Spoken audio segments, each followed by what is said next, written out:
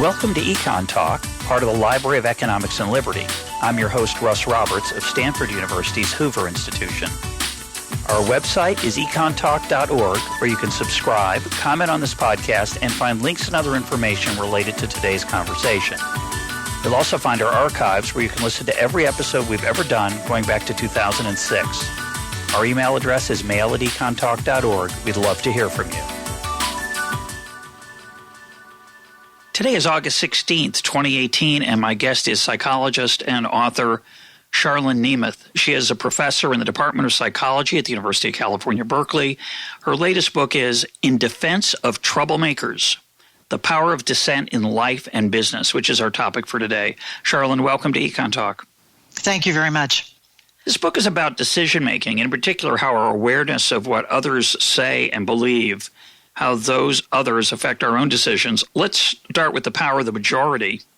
How is my decision or opinion affected by knowing what the majority believes, or if there's some kind of consensus? That's probably the most powerful phenomenon in social psychology, in all honesty, is that, back in the 1950s even, the classic studies by Solomon Asch had shown that even when you're making judgments about things that have factual evidence right in front of your eyes, even when they're things that you make zero mistakes on if you're making judgments alone, such as, which line of 3 is equal to a standard, or is this blue or is this green, or anything in which there's truly a factual basis, and where people literally make no mistakes. What will happen is that as few as 3 people who agree on an erroneous answer can actually get you to agree with them, contrary to what your own senses tell you. And you're often you're unaware of it. I can go into the specifics of the whys if you want, but basically those studies in the beginning had enormous impact in the field, and it's one of the few studies that has been done in over a dozen countries with essentially the same results. I mean, there's enormous power in the judgments of a majority in terms of shaping our judgments, what we think is accurate, and it's obviously a business model for many, many companies who rely on the opinions of others, particularly in great numbers, in order to sell products, make you think of something's true even that isn't. I mean, think of the fake news. You say it often enough, and if enough people agree in your sphere, you start to become unsure of what you know and what you believe. And it just has enormous power, which we see in every place, in groups and in organizations, and even in all these experimental studies that have, as I said, have stood the test of time. What's strange for me is I'm of course, I may be very unrepresentative of the average person in these experiments, but I tend to be kind of a contrarian. I'm a contrarian.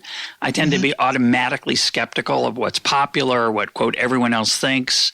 Aren't there a lot of people like me who are actually going to go the other way, who are not going to be swayed by the majority of the so-called consensus?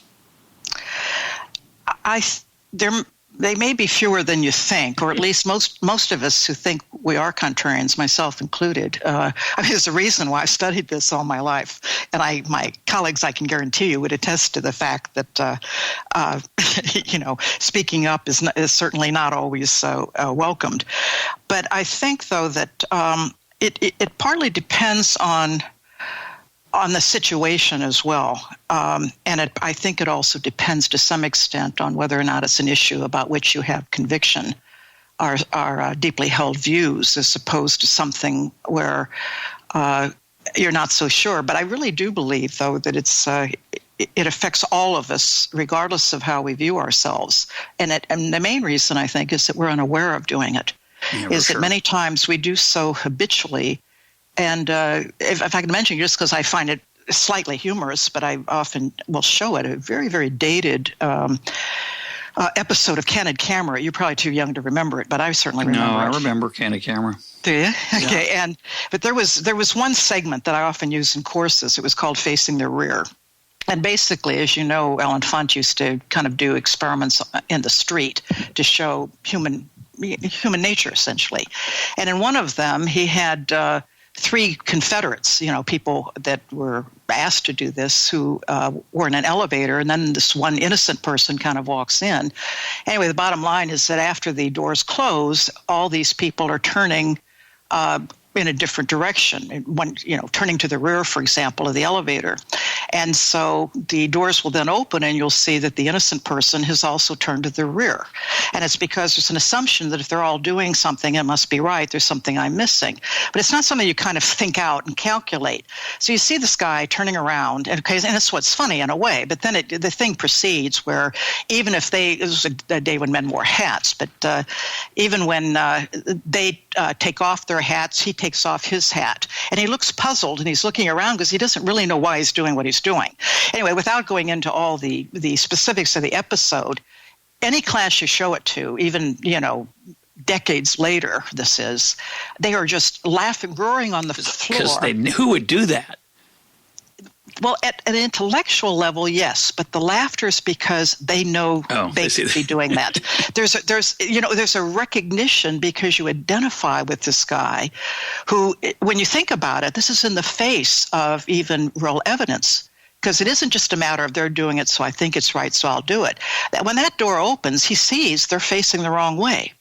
Namely, that's not where the door is going to open, and yet he continues doing it. And what I love about it is that it sort of captures in a humorous, human way essentially what that research all shows, namely how blindly we follow, how unaware we are of what we're doing, and yet the fact that we do it even despite physical evidence to the contrary. Now, Alan Funt's not a social scientist. He's an entertainer, the host of Candid Camera, and the person who created it. But he doesn't show us the clips where the people didn't turn around because that's not interesting or amusing. But what you're suggesting is that that's rare, that most people subconsciously even follow the majority or follow the consensus. And I want you to speculate a little bit about why you think that's true, either evolutionarily or for whatever other reasons. I think we all recognize that there's a certain wisdom of crowds that we're drawn to, and that if, quote, everyone's doing it, there must be something to it, as you suggested. Anything more you want to add to that? Yeah, actually, I do, because it's at one level at the heart of one segment of the book. What most of the research trying to find out why, some of it done by interviews with people afterwards that were pretty in-depth, but more done by even experimental follow-ups in which you can actually, change some of these reasons. But what it comes down to is that, number one, is that there's an assumption that truth lies in numbers. It's what you were talking about, the so-called wisdom of crowds. And, we could go into that if you want, but the fact is that numbers are only better than the individual. Namely, there's wisdom in the crowds only under certain circumstances. And one of them that's quite critical is that they need to be independent judgments. Namely, if you've got a bunch of people, but they're all herding and following each other, that's like equivalent to the judgment of one. It is not a group of independent judgments, which does have value and power. It also assumes that that the task is something that they have some knowledge about. So if I'm going to, if you want to know, for example, I've always liked that caveat, because some people seem to think it doesn't matter. You just average them all out and it comes out to the right answer. I'm a little skeptical when people are totally unaware of what's going on. They're not knowledgeable. Well, many of the studies, when you think about it, if you look carefully even at the stuff that the books on wisdom of crowds talk about, there's estimating the number of balls in a jar or something of that sort. Well, everybody's got some knowledge. But if I were to ask, who's the Nobel laureate known for finding the transuranium elements, for example, a lot of people wouldn't know, and it wouldn't matter if I asked 50 people and they gave me a name. You'd ask somebody, for example, who understood chemistry or who heard of Glenn Seaborg or whatever. So all I'm really getting at is that majorities can be correct, but they're not necessarily correct. The real concern is that when they're wrong, we still follow them. Yeah. And we do so in part because we make that assumption that truth lies in numbers. So as an aside, it concerns me a little bit, the books that tout that, have you believe that somehow you should believing it, because I think that's a problem we have anyway. We start by assuming there's truth in numbers. And all you need is for some people to basically come out and basically tell you that you should trust that.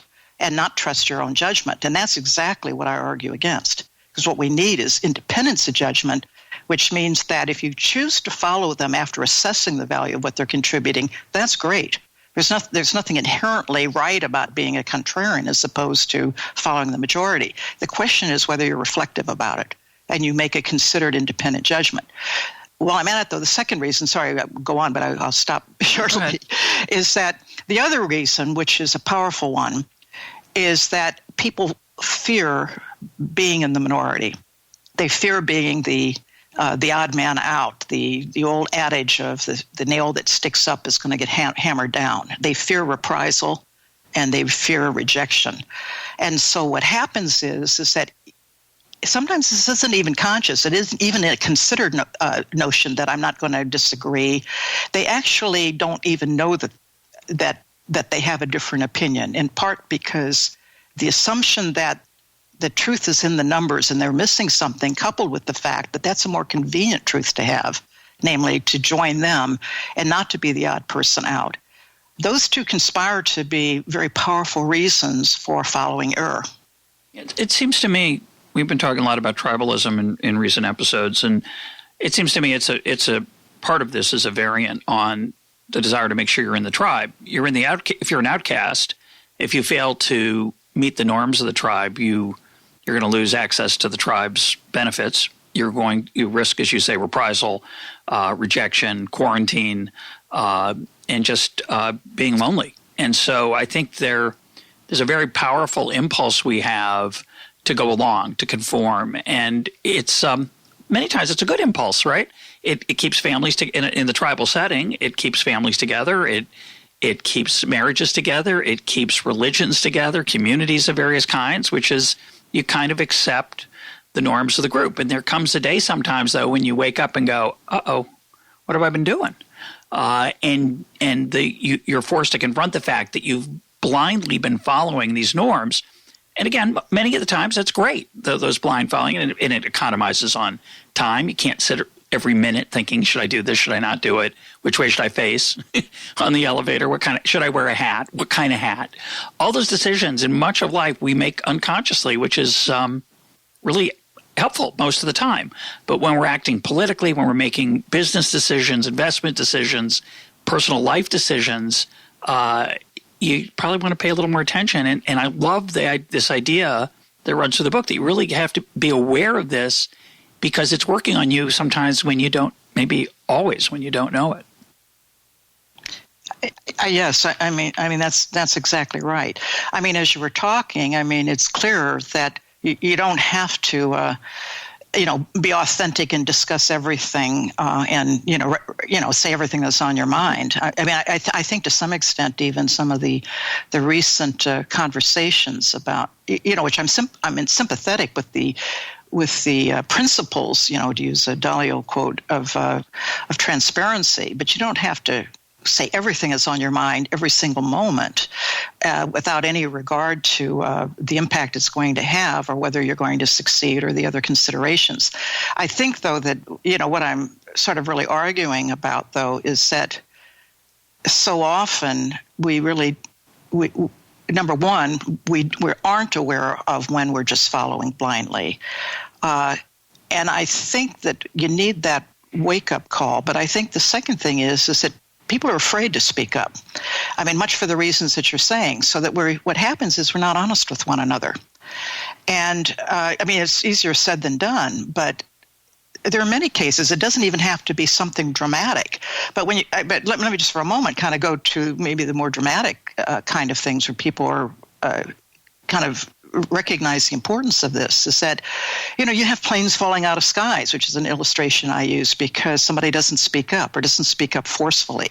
They kind of note something in passing as though it's a paraphrase rather than, we're running out of fuel and that plane fell out of the sky. You have surgeons can operate on the wrong limb and, you can have members of a surgical staff who they may not be absolutely sure, but it looks as though, say, a piece of equipment is malfunctioning. Well, instead of speaking up and saying, hold it, stop, this may be a problem.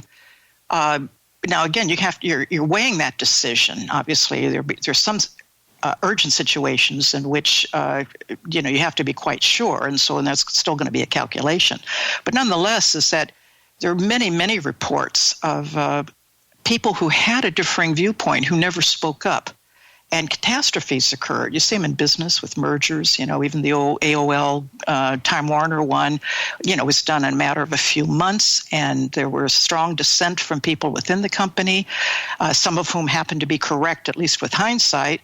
But they weren't consulted. They had no opportunity to express it in that particular case. But the point is that there's sometimes truths out there that go unexpressed because people are afraid of it. And there are studies that show that even like 70% of people report not speaking up about a problem in a company.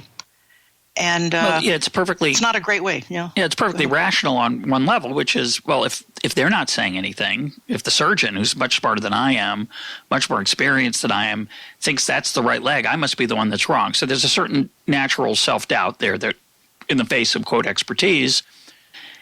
But a lot of it's like you said, and I think this is the more interesting point, I think a lot of it is fear, just pure fear of that's the remark coming back to you like, what are you thinking? Of course, we're doing the right leg, right. And I think the lesson here for managers and for families and for friends is to react graciously to negative comments or constructive criticism. And that's very hard for us, right? We don't like to be told we're doing the wrong thing, and the more we bark back at the people who criticize us in those settings, the more we create groupthink, which is, as you said, it's the wisdom of one. Mm-hmm. Yeah, I had several thoughts actually as you were talking. I mean, because first let me just, when you commented on expertise, it's interesting because you sounded almost as though you trusted that. Well, I try to put it in scare quotes. Very subtle. I don't know if you didn't, maybe you missed it. Because I'm kind of a skeptic about expertise generally. Okay. I'm just going to say I certainly have been, because I live in a world where everybody presumes expertise because, and they'll trot out all their degrees and this and that and the other thing. But I did jury consulting for a number of years at one point, and the thing I was often struck by is because judges always think they know more than jurors, but sometimes I was often struck by the fact that common sense is not so common. Yeah. And that many times, people can see through things where you can see judges who are very articulate and can create a brief that looks very brilliant, but the fact is that it represents a very single perspective, his own opinion. It's just that he's more artful in the way he conveys it. And so, I've learned kind of long ago not to trust, essentially, things of status and prestige, or at least to question it. Yeah. And so, that falls in the same camp as the assumption that truth lies in numbers, because what happens is that we just assume that what we know or what we see can't be true. And we tend to discount it, which is like the worst way to make a decision, A variant on that is when you go to a movie that everyone's raving about and you're just struck by how bad it is. And I walk out of that movie, and that happens to me, not infrequently, but occasionally, right? And part of it is, well, I'm not like everybody else. But a lot of times I'm thinking, did I miss something here? Was I in a bad mood when I watched this movie? Or what were those other people thinking? Were they got swept up? And I'm just struck, after going to certain movies, reading certain books, it's like, gee, this didn't work for me at all. It's not, well, I didn't like it as much as they did. I didn't like it. I actually disliked it. And how could they have raved about it? And you wonder how much were they swept along by that consensus majority feeling, and how much am I, maybe misreading what its real value is, and maybe I need to see it again. And occasionally I have. I've done and gone back and watched a movie a second time that was raved about, or read a book or parts of a book that were raved about that I couldn't get into. Sometimes it's different, but often it just doesn't speak to me. It's just the way it is.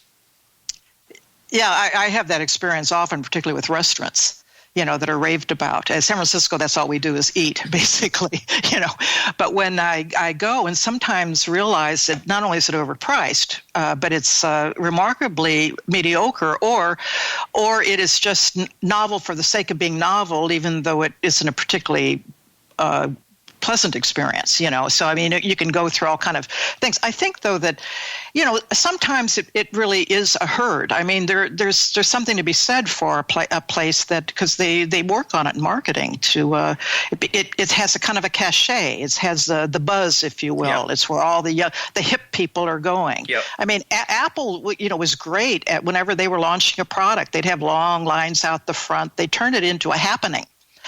And so people would go just to kind of be part of the crowd, part of the latest of whatever it was. And and you're an economist. I mean, clearly not. But even, a lot of the bubbles are attributed to kind of herds on the way up and herds on the way down.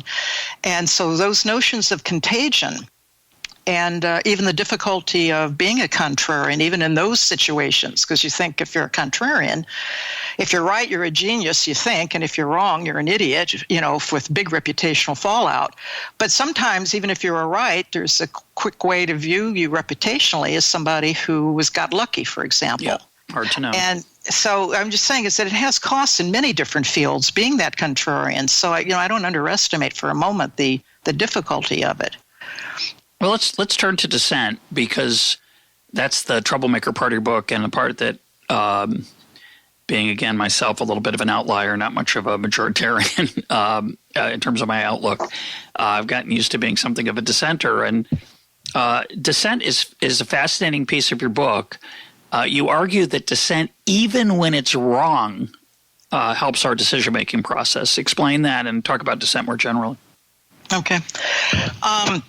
Well, I think that's the powerful message, in all honesty, because most of the time, people think, well, dissent is fine, and because they think, well, we're tolerant people and everybody should have a voice. But the reality of it is that we, myself included, we're not immune to the human tendency to get irritated when someone challenges a view that we believe. And we don't mind them saying it, but we don't like it when they persist. And so what happens is that you're tolerant for a short time. And then what happens is that you start to both think and many times speak in rather derisive ways toward them. I mean, again, it's sort of like when I was teaching classes and this sort of thing. I said I'd sometimes do demos, and I could just bring people up practically at random, and I just planned one individual ahead of time who only took what I knew would be a very differing viewpoint. It was like on how to deal with a juvenile delinquent. Anyway, so they'd have this discussion in front of the class. And when the one individual espouses what I knew was going to clearly be a deviant viewpoint, what happens, and you can see it it's one of those things that you don't take a risk in doing this demo. The phenomenon is so powerful that it works all the time, and it doesn't matter who's up there. And what it does is supports the research findings, which now the students will start to pay attention to because they've witnessed it. And the first thing is that all the communication gets directed at the dissenter. Like, why do you think that? How can you believe that when we all whatever? Have you, whatever. So everything zeroes in on him. The same thing that I report like in the film of 12 Angry Men. When Henry Fonda is the only lone hand going up for not guilty, everything goes in with him with the opening caveat of there's always one, okay? But what happens as it persists, you start to see derisive behavior. And so even when you do the demo in class, you'll find that the other individuals, perfectly well-behaved college students, and they will start to first, by innuendo and then more directly suggest that the guy's either, stupid or immoral, one of the two. Yep. How could he have this particular position? And there's really pressure on him. And so, and then what happens is that at the end, even if I have them all turn around, I say, essentially if the group had to be smaller and you had to exclude somebody, would you vote for X, Y, Z? So you think like maybe there'd be a bunch of hands admiring the lone dissenter, and there are very, very few. Maybe almost everybody. He's ruining it for everybody. Yeah. Yeah. I'm sorry, I went off on a tangent because I think maybe I didn't address the question you were raising. So bring us back if. Well, we start off by saying that a dissenter bears a cost. They get treated derisively, sometimes violently, sometimes they are shoved aside or ignored. I think I probably told the story in Econ Talk where I voiced some support for shopping at Walmart at a dinner party, with a little bit of humor. And the reaction from the person I was talking to was to stand up and say, I don't have to listen to this. And she walked away. Not, oh, that's interesting. Oh, you're an economist. How would that work? It just isn't. People's normal reaction is an enormous wall goes up. They're not interested in hearing a contrary opinion. Most people aren't. There are exceptions, obviously. But so the first thing is that the dissenter gets derided, criticized, insulted, and usually treated with some anger, as you point out many times in the book. But the other part that's interesting, you didn't, I think, say enough about is how it forces the group consensus to reevaluate and to confront it, even though they might not say so publicly, which is even more interesting to me. They might publicly just continue to resent and dismiss the minority opinion, the dissenter, but inside there actually something's going on. So talk about how a dissenter improves the process. Okay. Because, again, you're right, what happens, you're bringing up a lot of thoughts. The one thing first in terms of it being private is that many, many studies we did, particularly in the early days, show that, we'll do mock jury deliberations or things of that sort. And what happens is that they won't move even 1 inch in public to the dissenter. And sometimes I'd be asked for combat pay, actually, by people I put in that position of being the dissenter. But what would happen, though, is that if you ask them later, and you can't ask them very directly. So if you really say, did you change your mind? It'd be no, you're still an idiot. And so you can have all the, great questionnaires you want, but it still comes down to the fact that they dislike him and think he's ridiculous, etc. But what happens is that if you're even slightly subtle, so if you say, well, supposing he asked for twice the amount in compensation, what would have been your judgment then? Or if you say an injury, it's an injury case, right? Yeah, this is a personal injury case. Is the one I'm thinking about. Or if you say, if you alone were the judge, rather than a member of the group operating as a jury, what would your decision? I mean, those are like variants. You'd think it wouldn't differ at all. But more importantly is you give them then totally new personal injury cases where the facts are quite different and everything else and ask for compensation. And basically what you find is that there's noticeable attitude change. Namely, they have actually moved in the direction of what the minority judgment was, the one that persisted over time. Okay, that's a caveat in that, because to have any impact as a dissenter, you have to be consistent over time. It isn't a one-shot thing and then you're out of there. You really do have to continue, which means you're taking the risk. You're going to be the subject of derision. But that's where the impact is. But don't expect it to be public or you're going to be applauded for it. You will be derided. And at the end of it all, there's noticeable attitude change, but it occurs at the private level. And that's the hard part about this message, is that you can be standing up and taking the risk, but you won't necessarily benefit from it in the sense that people will think better of you. And many times people will not even be aware of the fact that their opinions have changed. What I think is more important in terms of the research we then were doing more in the later many years of my career is taking a look at influence at a different level. Namely, not whether or not you win as a dissenter, whether or not you've changed their mind, but whether or not you've changed the way they think about the issue. So the reason I use a film like 12 Angry Men is not so much for what most people see, which is the ability of a dissenter, a lone individual, Henry Fonda character, to win, actually, to change the minds of the others, but rather that it changed the nature of thought about the issue.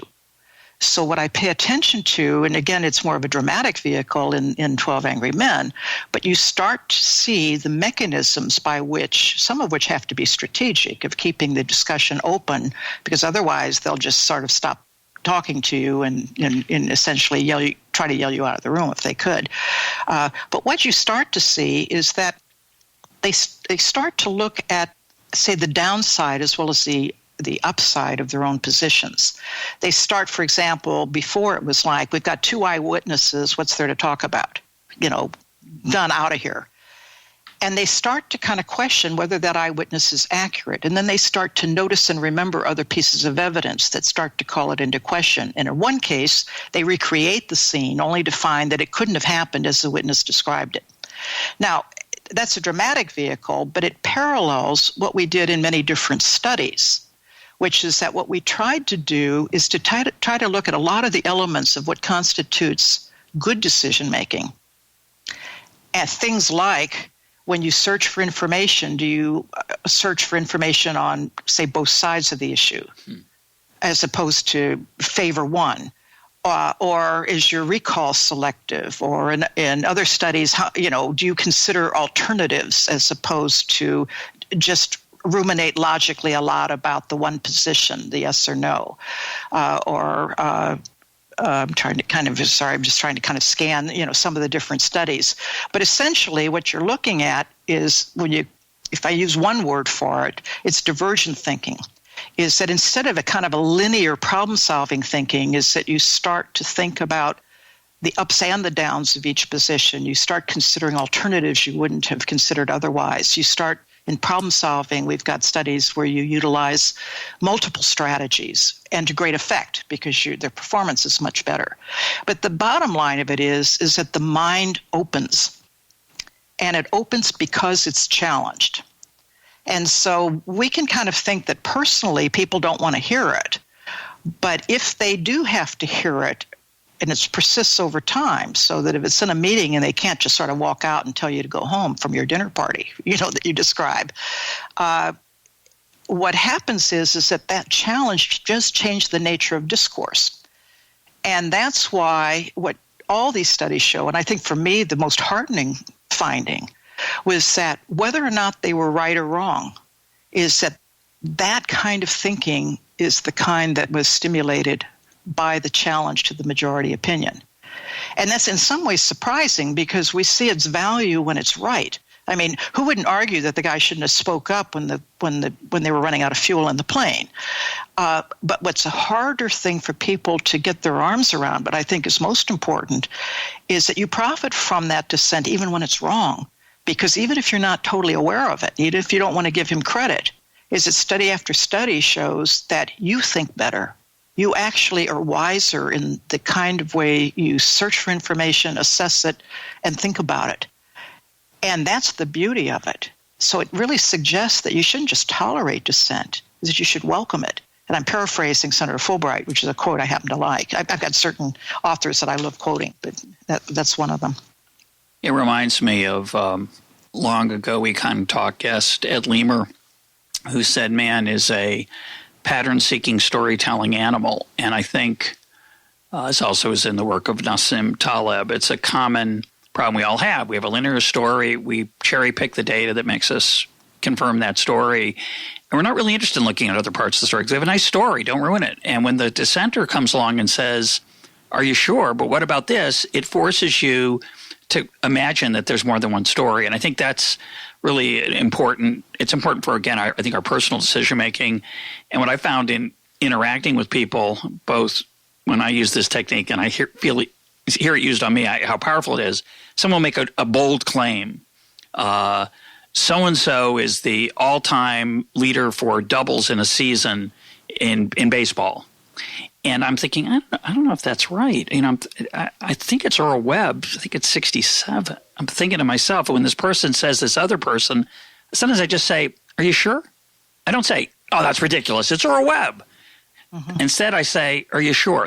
Those three words, are you sure? It's remarkable how quickly people climb down from their overconfidence. And I feel it in myself. I'll make a claim, and part of the confidence I'm exuding is just pure conversation, right? And in a meeting, that can be very powerful. And someone will say, are you sure? And I realize immediately, oh my gosh, maybe I'm not so sure. And I just think it's just opening that lid just a little bit does make a difference. I agree. And that's a very artful way of dissenting, of dealing with it. But also, I think you're honest enough that when people say, are you sure, you take that seriously and at least ask yourself whether or not you have full confidence or there's an area of doubt. You can double down. Yeah. I mean, some people, as we well know, we see it every day, is that for a lot of people, are you sure would be kind of like, yeah, of course I am. You just don't know what you're talking about. Or, right. It could have any kind of a reaction to it. And I think that if you if you do that, I think to an honest person who's listening, I think it does open the door for conversation, and that's an inevitable way to for it to occur. I think in a lot of settings, though, and particularly ones where the decisions are really important, you're not really asking whether they have a doubt. You're really telling them that you think they're wrong, that there's something else that's true, and you can even say, I'm not 100%, but this is what I believe and think's true, and here's why. And, however you want to phrase it, or that you're wrong.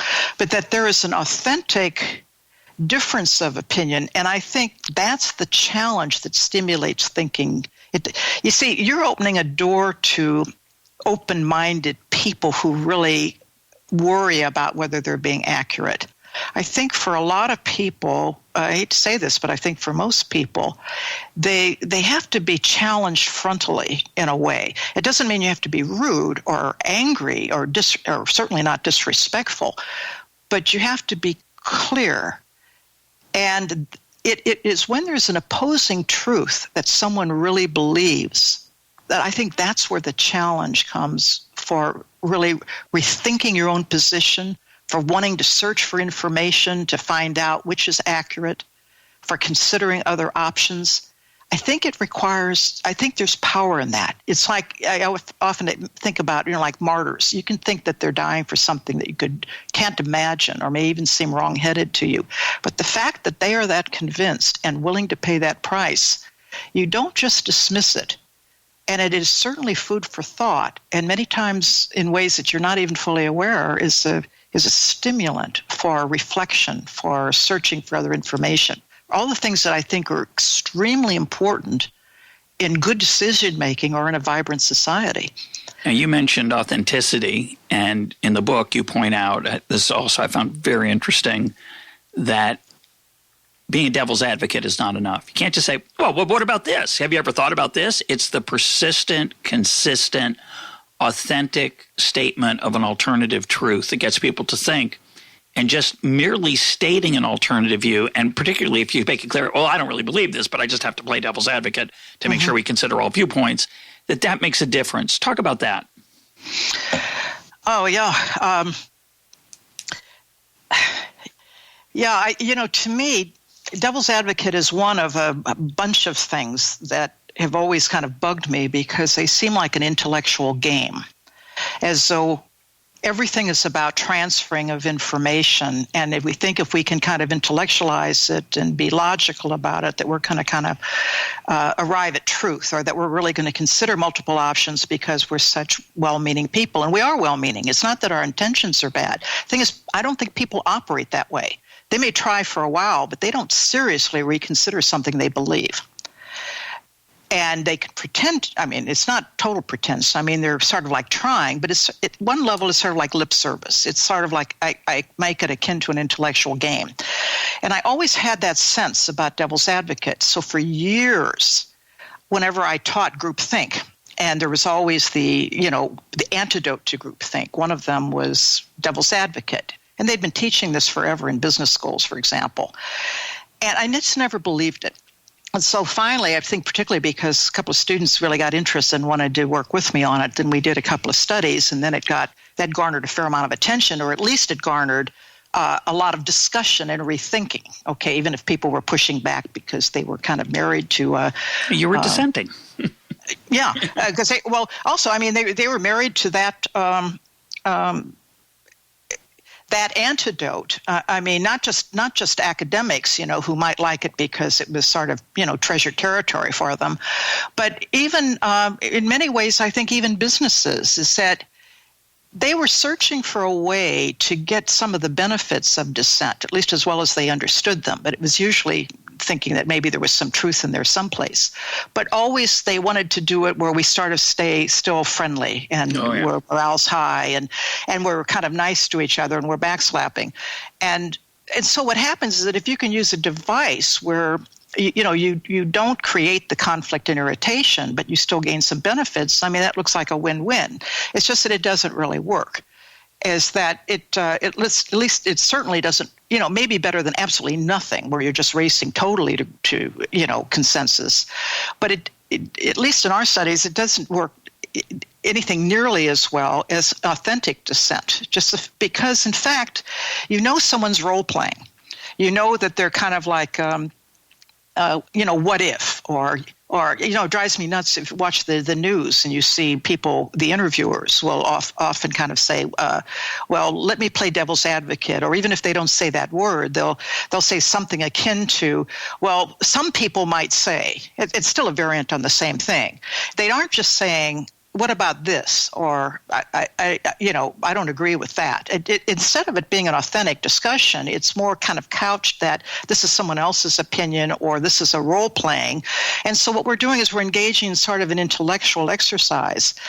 That doesn't really stimulate the kind of thinking, though, that an authentic difference does. And as I said, people always have in their mind this authentic difference has to be, rude and impolite and confrontational and all of that. What it is, an authentic difference in which you're clear about what it is that you believe and you're willing to say so, knowing full well that you will probably pay a price for it. And there's power in that. And I think there's value in it, I guess, is also what I, really believe. Well, there's integrity, too. I think it's really long term. There's an incredibly corrosive effect of going along with things you think are wrong in meetings and family gatherings, whatever setting it is. I know lots of I think of a lot of nonprofits that I'm been involved with, been on the board of, been in meetings of, and like you said, people want to get along. They're going to see these people. They might be going to synagogue with these people, or to church, or to whatever communal activity they're doing, and they know they're going to see them for the next X years. You don't want to be seen as the person who is like disrespectful or rude or just didn't want to go along, and so it's very hard to raise those hard questions in those settings. I want to talk about style for a minute, because I don't think you do this too much in the book, and it seems to me to be important. And as an economist, I want to focus on Milton Friedman. For a long time, Milton Friedman was a lone voice in more than one area, but I'll just pick one. He believed, with his research in 1962, I think, that inflation was typically caused by monetary policy. That was which is now widely accepted by most people, although the last few years have been a little bit funky given the Fed's behavior. People debate about that. But for the last 50 years or so, he won that battle, and he started off virtually alone and was derided and made fun of and mocked. And, of course, my joke is he always missed all the good cocktail parties, too. It wasn't just right. He paid a social price for it in his daily life. And if you watch film of him, he also was a contrarian on many other things. When you watch him discuss controversial issues with people who are clearly hostile to his viewpoint, he always smiles. And he's never disrespectful. He's never crude. He never or rude. He never raises his voice. He never shows anger. And I think, and I wrote about this, there's a chapter in my book, The Invisible Heart, where I describe a different dinner scene than the one I mentioned earlier, where I have the character, it's fiction, but I have the character get into a shouting match and, basically have to leave the dinner party. And I think when I was younger, although that dinner party never happened the way I just wrote about it, but there were times when I would be angry and I would state my position with vehemence. And I think deep down I was thinking, this way they'll think I have these strong convictions, so maybe it's worth considering. And as I've gotten older, I've realized that's not fruitful. In fact, that makes them think, this is not a nice person. I don't want to be on his team. And my view is that the lone dissenter who's polite and who smiles and is pleasant has an advantage. And I don't know if you agree with that. It doesn't necessarily consistent with what the way you've described it in our conversation right now or in the book. But it seems to me that the dissenter who wants to have an impact has to keep his or her cool and stay polite and respectful of the people and just state their views firmly and with confidence. What do you think of that? I think you're absolutely right. I mean, there's a reason at the last chapter in my book, for example, I sort of felt compelled to have to make it what this book is about, and then a big section what this book is not about. And part of it is I realize is that words conjure up images. And many times the image of a dissenter is one, with fists raised and loud voice and all the things that people kind of say you should do to look confident. Is it beat your chest and those things are not what dissent is about, and it's really not even what the point of the book is about. Really, it has to do with authenticity and conviction. And yes, it does require consistency over time. And that's going to make you perceived as unpleasant, or it certainly will invoke dislike. But it isn't the way that you're behaving. In fact, I think you're exactly right that it's maladaptive. Is that, if you're rude, it's almost easier to dismiss you, because then it's much easier to attribute it to your personality. Yeah. And to essentially ignore the fact that you have a position about which you have conviction. You can show conviction without yelling. You can certainly show it without rudeness. But I think what's absolutely essential, particularly when you start thinking about functioning groups that have, as you point out, many times have to see each other over time, is that I think there are two words that they're hardest ones to really get in a company, but essential. One of them is respect. I think that no matter how much you disagree, the notion that you respect the fact that it's something they believe, even though you strongly disagree with it, that's a very different attitude than resorting to name-calling, for example. And again, we see this in the political discourse on many different levels of kind of reasoned judgment that doesn't compromise, it doesn't back off from what they believe, but who shows basic respect for the other person. And not only their right to say it, but even their right to think differently, which is probably the ultimate freedom. And so I think that becomes very important. And again, if I kind of go back to the 12 Angry Men example in a way, is that Henry Fonda never loses his temper. He never resorts to even what some of the members of the majority who are armed with their hubris feel that they can, dish out. But it is not, though, showing respect doesn't undermine the sense that you have conviction. In fact, I think it augments it.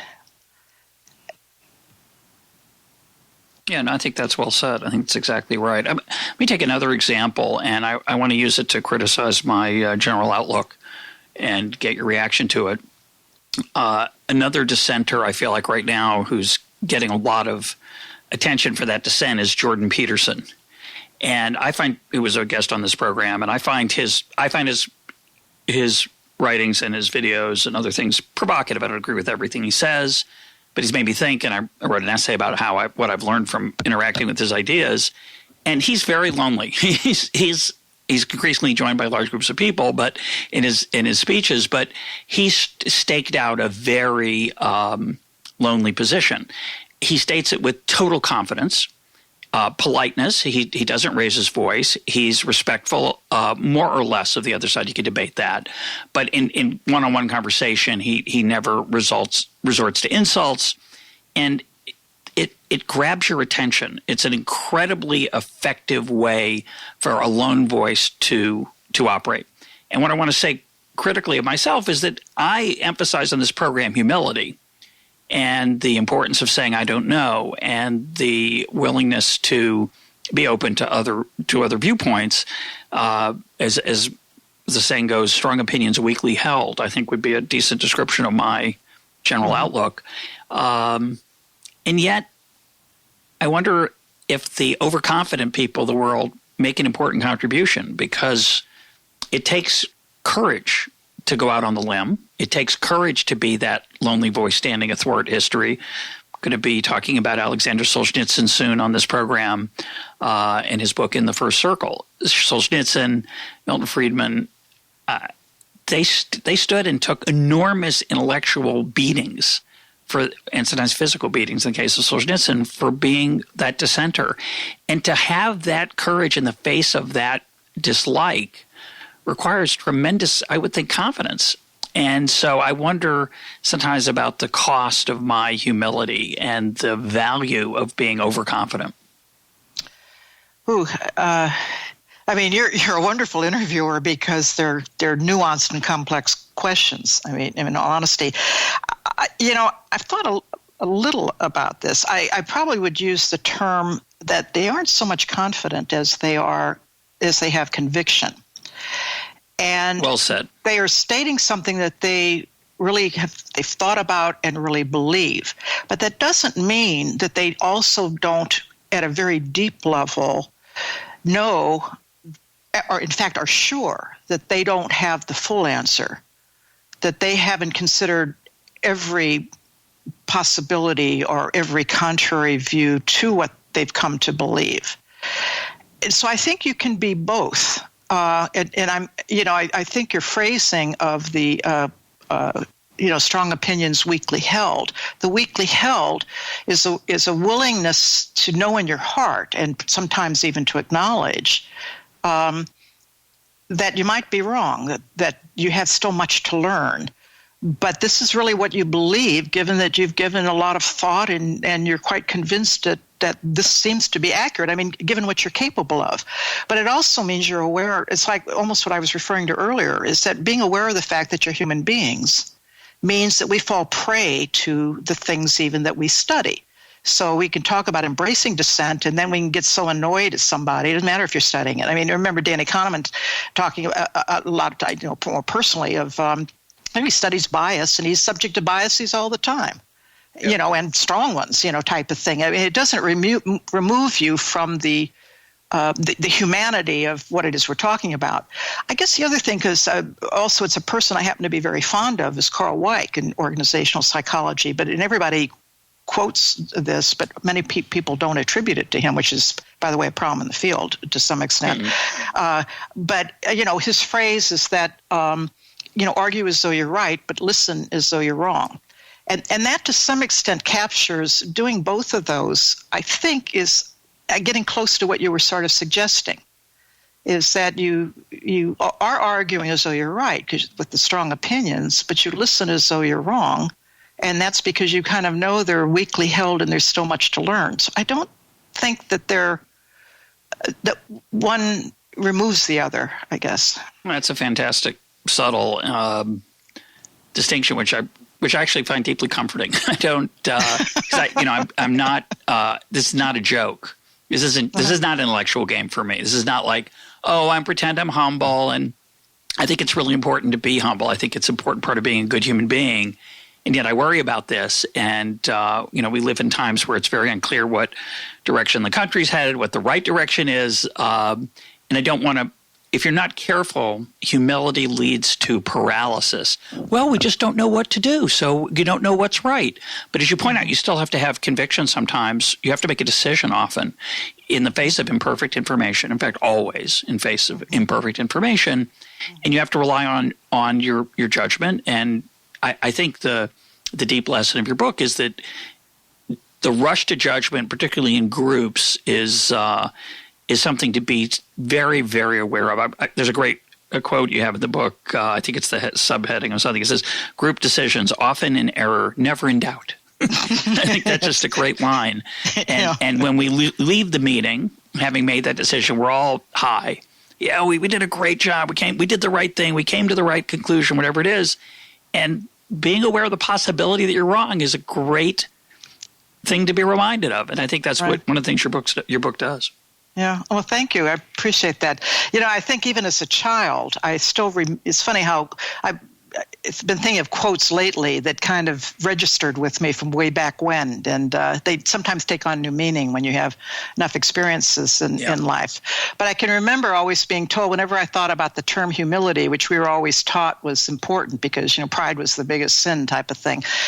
And but I remember the line that humility is truth. Namely, it is not false modesty. It's not saying I don't know what I'm doing or I'm stupid when I know I'm not stupid. It's we won't need to go into it. But I spent 3 very happy years doing interviews with 5 Nobel laureates in physics and chemistry, and this is a number of years ago now, so my memory's a little bit faded. But I remember the thing I was so struck by is that 201. And these were the individuals who had really done something. Okay, they were not just good physicists or good, but our world had changed. Sure. And I would hear colleagues of mine say something like, I sat next to X or Y, and, he couldn't be bothered, talking to me. They're so arrogant. And I thought, well, I actually had an unkind thought about whether I'd talk to this colleague of mine. But nonetheless, my experience couldn't have been different, is that contrary to almost all my colleagues, they were the most, at one level, humble people I've ever met. They didn't tell you they weren't smart. They knew they were smart. But, it's the sort of thing like with Charlie Towns, is that if you're thinking about the cosmos, or issues related to, the prime mover, the origins of the universe, or you think of yourself in terms of, if you're smart enough to know how small you are in the context of history or the cosmos, you don't get so full of yourself. Do you know what I mean? There was, but it was back to the notion that it was truth. It wasn't a false humility. It just was an awareness of how little all of us matter at some level, and how frail our understanding is at any given moment. But that shouldn't stop us from essentially speaking an authentic voice, because, as you say, if you don't, there really is a kind of a paralysis where everybody gets so confused, nobody knows what they know, which is why I go back to even those early studies, is that if I know this is blue and it's not green, and I can tell you we've done studies, my colleagues never believed anybody would ever call them green, for example, and yet they do. And so you begin to realize that, how ephemeral all this is, but how serious it is that at some point, we get ourselves in a pretzel where we're so worried about getting along, and sort of when we're articulating a judgment, we're half thinking about, what are they thinking of me? Could I be wrong? They're not going to like me. This is a stupid strategic movement, or whatever it is. You get all that. You can't even think anymore, and you don't even know what you believe. The scariest part for me in all that study about the shaping by majorities, which we haven't gone into, but how cults use it in many ways, is that they shape the mind so that it literally is not aware of the bubble in which it exists. And terrible things happen as a result of that. And so the worst part is that when we don't know what we know. You can somebody can lie to you 5 times, and you can call and double check every fact, and you can find out they're lying. And they're lying again and again and again and again. And yet sometimes, when you don't want to believe that, you can still kind of go back and want to make excuses for them, sure, or whatever. But at some point, why we lose the ability to have clarity about what it is we know, even when we've done due diligence.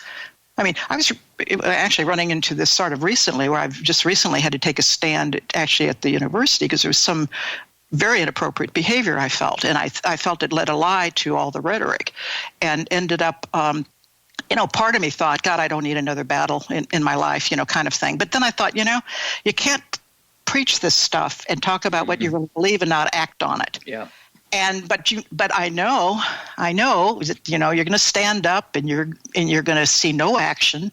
You're going to see irritation with you. And some days you just don't feel like it, but I'm going to do it, Good for you. Good for you. I just want to mention a quote that I know you like quotes. So my favorite version of that, the humility of great scientists, is I've read it from Taleb he attributes it to a Venetian proverb: "The farther from the shore, the deeper the ocean." And for me, that really sums up as I get older, and as I get farther from shore, I know a lot more than I did when I was 25 and fresh 26, fresh out of grad school, and yet somehow I feel like I know a lot less. And I think that's a sweet feeling that comes with age. If you're lucky, maybe the alternative is probably nice too, getting more and more confident as you get older. But at least for me, it's the way it works. But I'm glad you mentioned the campus thing, because I wanted to ask you, one of the things that disturbs me deeply about America today, one of the things is the low quality of political discourse and the lack of respect on both sides that really distresses me. But the other thing is the failure on campuses to always encourage dissent and conversation. And it seems to me it's the essence of education. It's the underlying theme of your book, really, is that can't think clearly if you're not open to the possibility that there's a different viewpoint. And to me, that's what a great university is about. It's how Western civilization generally goes forward.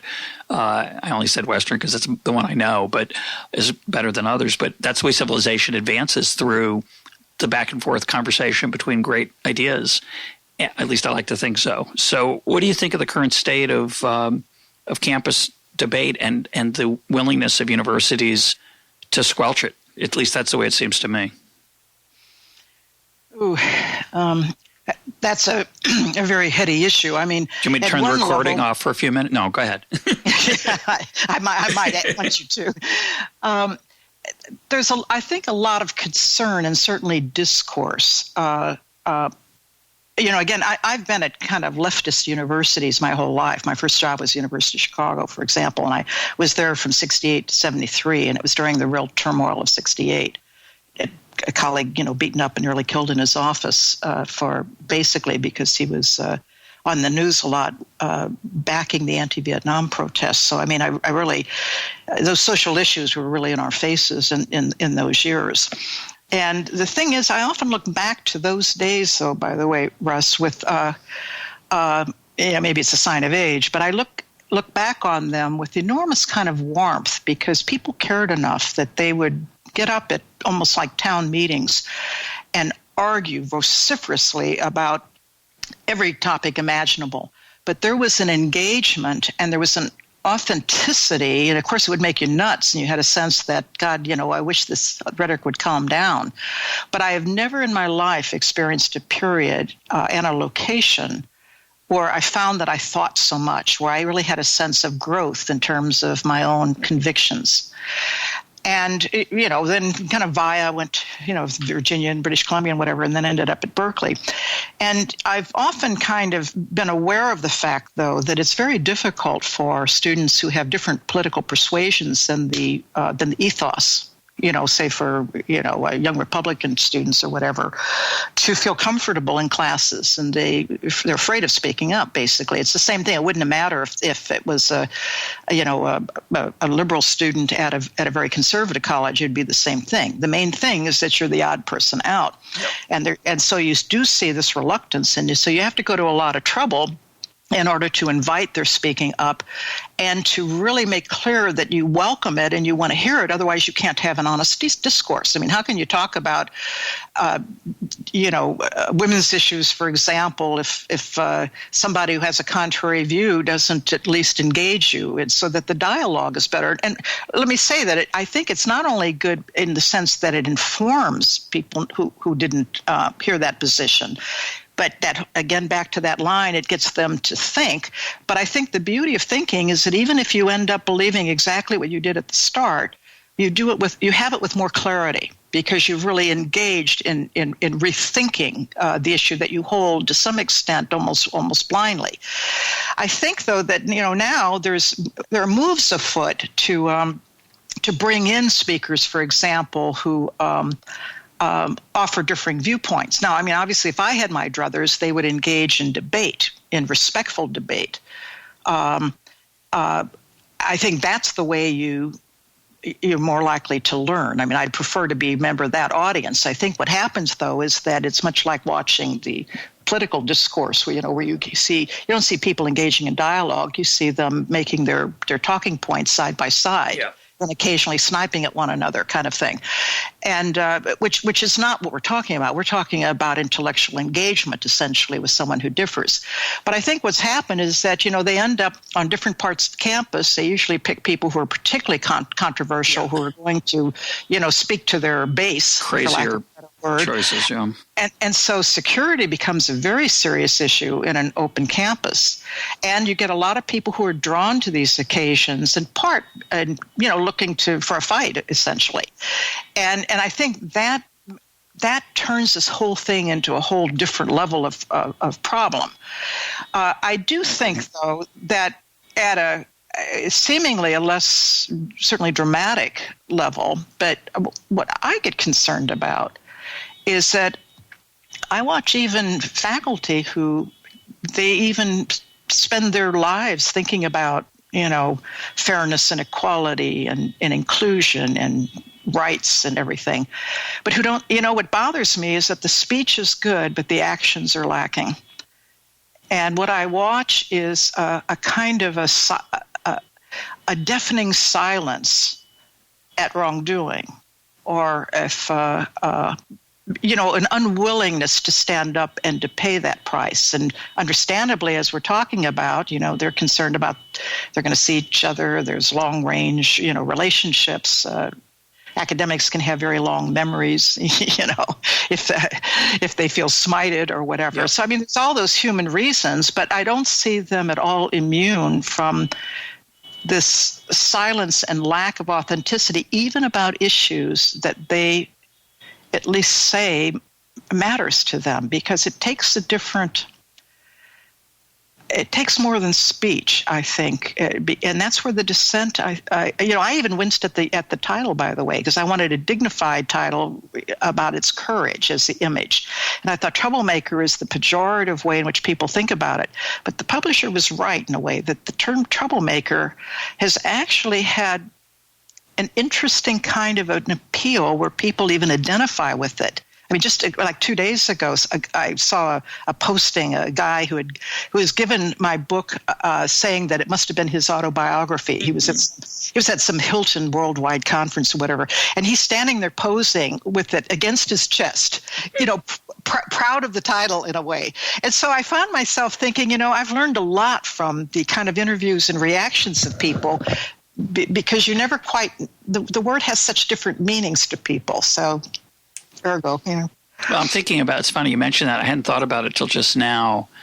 The fabulous, just incredibly great ad that Apple had early on called Think Different. And it got a lot of attention because it's grammatically incorrect, probably, maybe. I don't know. There's a certain argument for Think Different, but instead of Think Differently.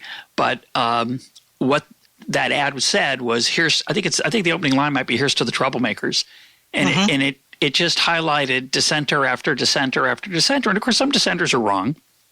They're wrong at the time, and they get brushed aside. And others make history. You mentioned Gandhi and Snowden in your book, and others we haven't had a chance to talk about.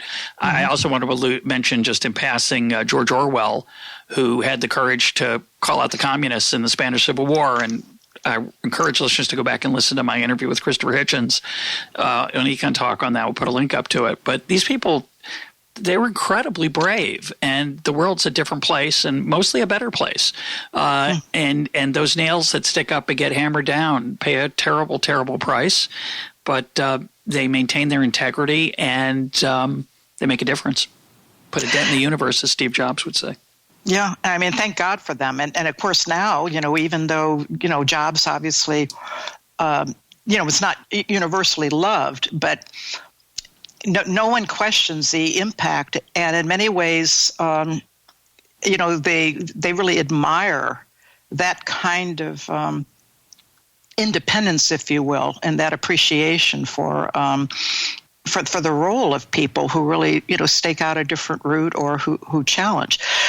And by the way, I should also mention to you, by the way, just before I forget, is that when you mentioned interviewing Christopher Hitchens, my son, who thinks that, nothing I do is all that important, is that when he knew that I was going to be interviewed by you and that you had interviewed Christopher Hitchens, who is one of his, kind of favorites of all time, he really sat up. So you have made my family interaction actually a lot more positive. Oh, I'm happy to hear that. Well, what I was going to say is that we're talking about the admiration people have for Steve Jobs. They always admire the dissenter after they're dead more than they did when they were alive. They get romanticized tremendously in death, which is interesting. But I'm glad we brought up Christopher Hitchens, and I'm happy about your son. But there's a story in your book which blew me away. I mean, literally, I just could not believe it to be true about Mother Teresa. Can you tell that story and Christopher Hitchens?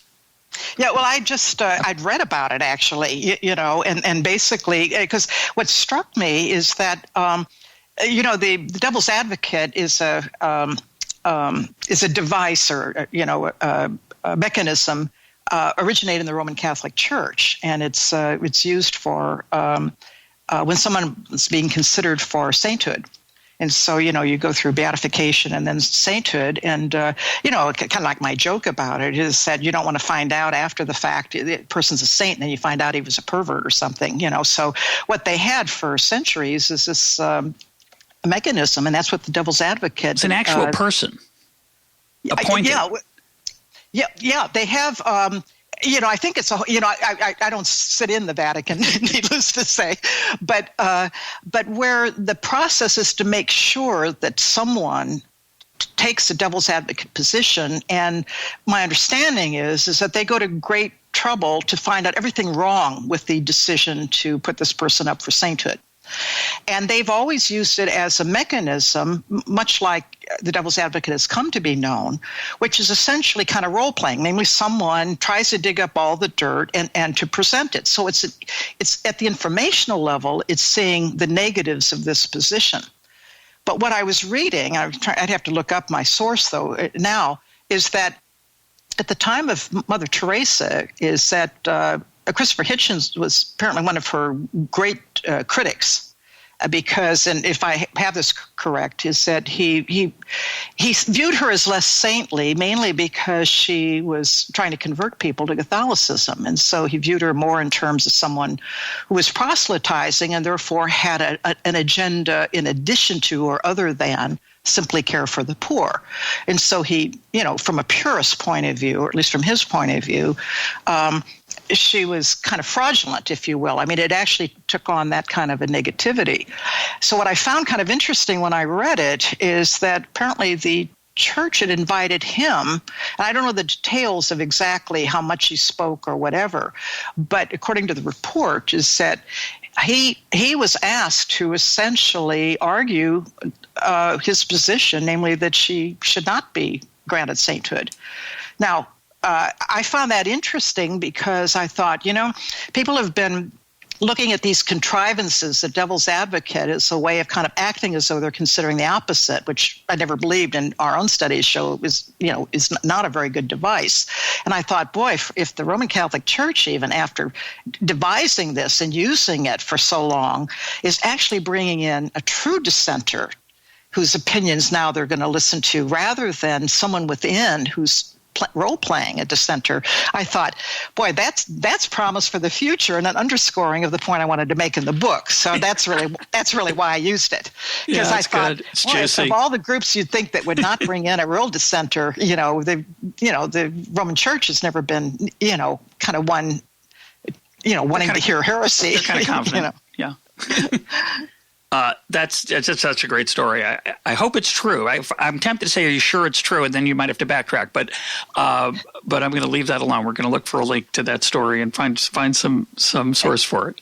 Well, you've got me doing it too, because I know when I first looked it up, because this book has been, in forms over quite a period of time. I know I looked it up at the time, and I remember reading about it because it was such a great, I didn't treat it as a proof of concept, but more of something consistent with it. Yeah. But I know that I would not have used it. I know I researched, and it was a credible source. What I can't tell you is exactly what the source was now, unless I go back and revisit it. But I actually will do that. Yeah, I will too. Let's close with the replication crisis in psychology, which, your work, the former work, we didn't talk much about it. It came up in passing indirectly, of course. But you've done many, many studies that you're drawing on for these conclusions. And unfortunately, almost by the nature of the study, they're small groups, because you're interested in small group decision-making. And many studies in social psychology have struggled to be replicated with larger groups recently. And it's a little bit of for me, it goes way beyond psychology, of course, but it started in psychology with the work of Brian Nozick, and who's been a guest on the program. And I know it's a very controversial theme in psychology today. A lot of people who push back against Nozick, saying, we've gone too far. It's always easy. We don't know if these replications are done well. Maybe it's the original studies that are right and the replications are wrong. What are your thoughts on that? And has it caused you at all to revisit some of your work and wonder about its reliability? Yeah, I guess the short answer is yes. I've thought about it some. I haven't tracked all the minutia lately of attempts to try to correct it, and most of them don't strike me as going to solve the problem, because let me start with I'll start with kind of what I kind of really believe in a way, is that I used to struggle when I was very young with the fact that I could spend a lifetime doing one study. Mm-hmm. And essentially that, whenever you do it, you sit there and you say, well, like, what if I had older people rather than younger people? What if I had I had people in China as opposed to in the U.S.? What if the task that they did in order to show performance had been a different type of task, okay? Now, just in that statement, I could set up about 6 different studies, okay? And you could spend a lifetime trying to find which variables matter and which ones are boundary conditions. And even then, the problem is that if you're going to replicate exactly and you're going to change one variable, it means you have to keep everything else constant. And you never know that if you changed any one of those things, or even if the zeitgeist had changed, in terms of the meaning of that instruction, namely, you go crazy. The bottom line is that, without going into all the logic of that thinking, is that I had a sense in which, I could end up in an asylum, or a sense in which you could spend a lifetime ending up essentially with every variant on the theme of a single study, and you still don't have a full answer. And I thought, this is ridiculous. And essentially, I think what I came to terms with is that, and I really differ with some of my colleagues who really think that a study, and since it has data and since they've done careful statistics, is that it becomes a fact. And I used to argue with colleagues about this, because particularly when I do testimony, like in legal cases, when I did some consulting back when, colleagues of mine would go in and they'd talk about studies as though they were facts and laid in stone. And I knew that wasn't true, because to some extent, I could choreograph almost any study and have gotten a different finding, or I'd gotten a different variant on it. You could shape what they're doing, what they think their task is, who they, if you want to, if you're dishonest, you can do that, okay? And I realized that it was very hard to do well. Social psychology is very hard to do well.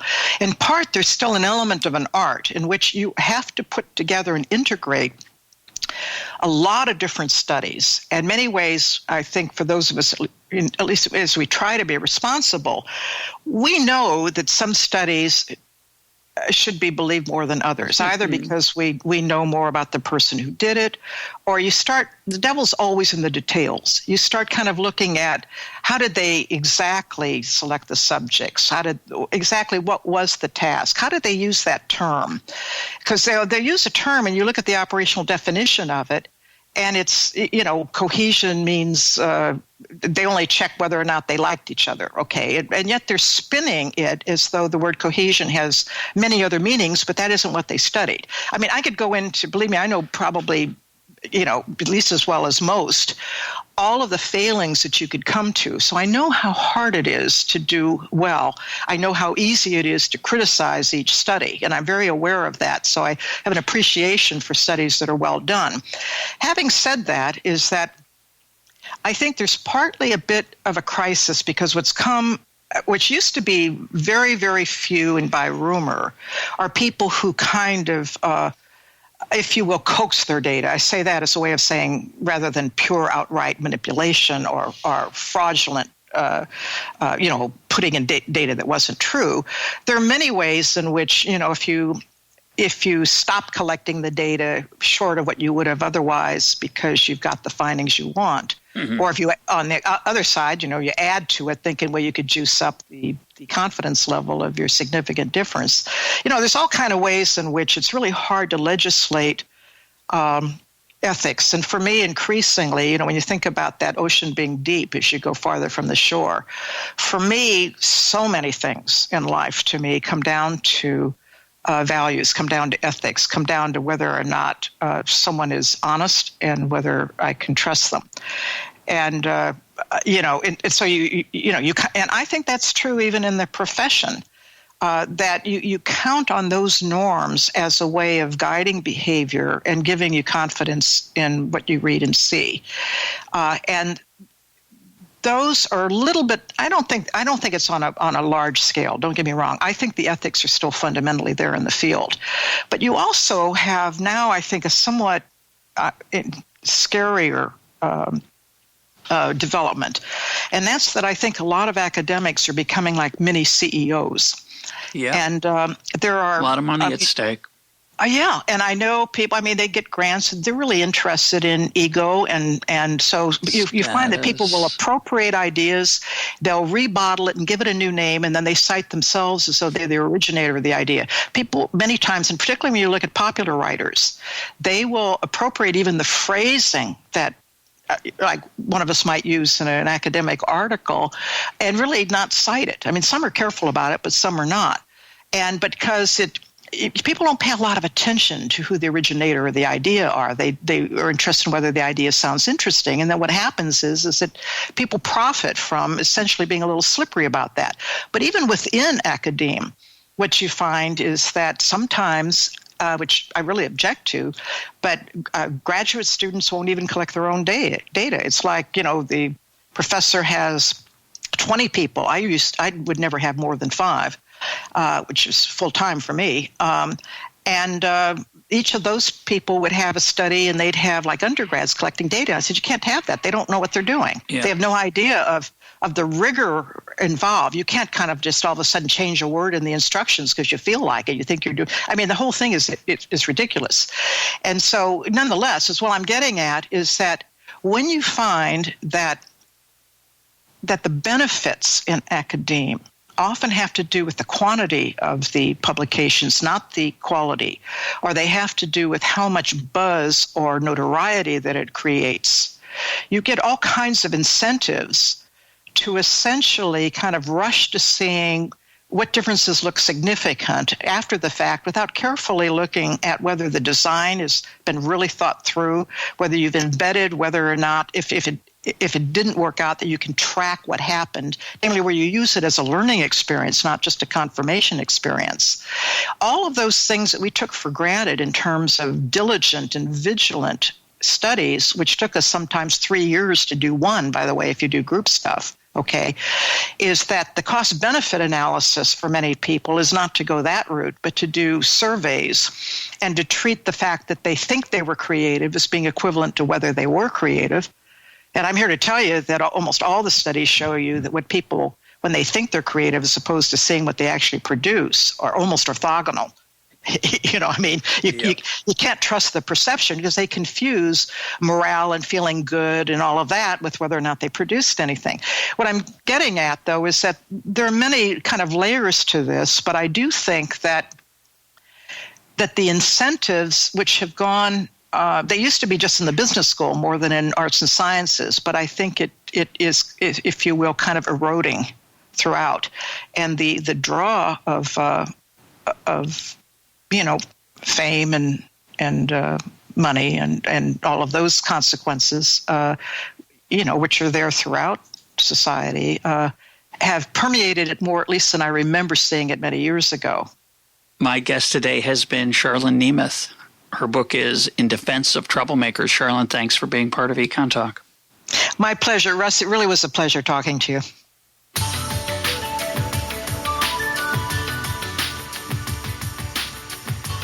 This is Econ Talk, part of the Library of Economics and Liberty. For more Econ Talk, go to econtalk.org, where you can also comment on today's podcast and find links and readings related to today's conversation. The sound engineer for Econ Talk is Rich Goyette. I'm your host, Russ Roberts. Thanks for listening. Talk to you on Monday.